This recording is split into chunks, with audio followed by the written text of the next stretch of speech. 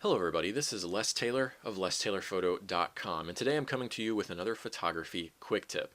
And in this video I'd like to show you how you can select for a specific color within an image. Let's say in a photo like this, I have this nice red moss covering all these rocks. How can I select for just that moss, just the color of the moss and nothing else, so I can edit just that area of the image? Well, thankfully Photoshop makes this very quick and simple. If I go up to Select in the top menu, and then click on Color Range, that will bring up a dialog box and a picker tool. Now in this little box right here, it'll give you an idea in a small form. It'll give you an idea of what has been selected and what hasn't. So I've already done this process, but I'll explain it to you how I did it in a minute. But it's important to understand that in this little box here, anything that is white is going to be selected for, and anything that is black will not be selected for. Now you can see this larger, and we'll get to that in just a minute, but the first thing to remember is just that. Whatever is white will be selected for, whatever is black will not, and things that are kind of gray or something like that will be selected for, but not quite as strongly. But especially in an image like this, you can see it's pretty much black and white. Now what you do to start off is you use this color picker tool, and you're going to click on a color within the image, okay? And so you click somewhere on the moss here, okay? And it's going to bring up a certain amount of that selection. Now Photoshop is basically going to try to guess what range of colors you're trying to include in that selection process. But it's not always going to get it totally perfectly.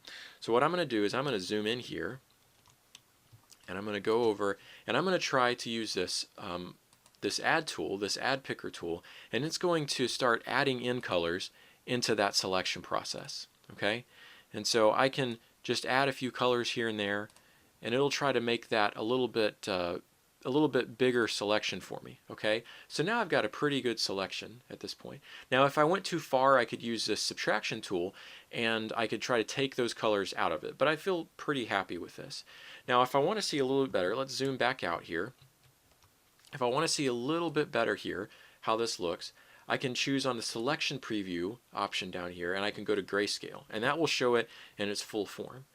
Now at this point I may need to make a little bit more of adjustment, but rather than using one of these picker tools here, I'll use this fuzziness slider. Now if I lower the slider down, it's going to be a little bit more specific about what it's going to select for. If I increase the slider, then it's going to broaden the range of colors that it includes there. But right now, I'm not going to move it too far down from where it was. I think maybe around 30 will work well in this image.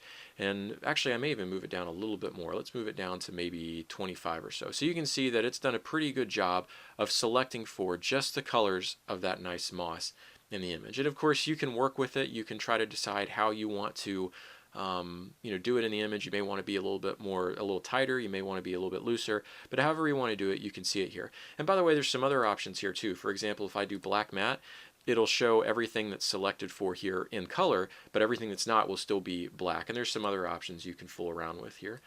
But anyway, once you're done with that and you feel happy with how the selection process has gone down, then you push OK.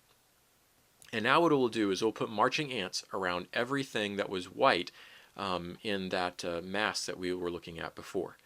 And so now, whenever I edit the image, any edits that I make to this image will only be made to what has been selected for. Anything outside of these marching ants will not be selected for here, all right? And so it won't be edited. On the other hand, let's say maybe that I want to do the opposite. Let's say that I want to edit everything but those colors. Well, that's also really easy. If I go up to Select, I can choose Inverse, and that will select the inverse of that previous selection. So now you can see that the marching ants go all the way around the image. And so now everything but those colors, everything but that red moss will be included in this image. So the sky and the rocks and the water and all of that I can edit without affecting anything in the moss area. And so that is a very powerful tool in the editing process. It really allows you a lot more control over your post-processing workflow. And it works great in certain images, and especially in an image like this, where you have all this moss and all the colors are so different. I mean, you basically have a kind of bluish tint, and then you have the red of the moss. It works really well in an image like this, and makes the process quick and simple and easy, and gets you back on the road to finishing the edits on your image. I hope that this video has been helpful for you. If you have any questions, please feel free to ask away in the comments.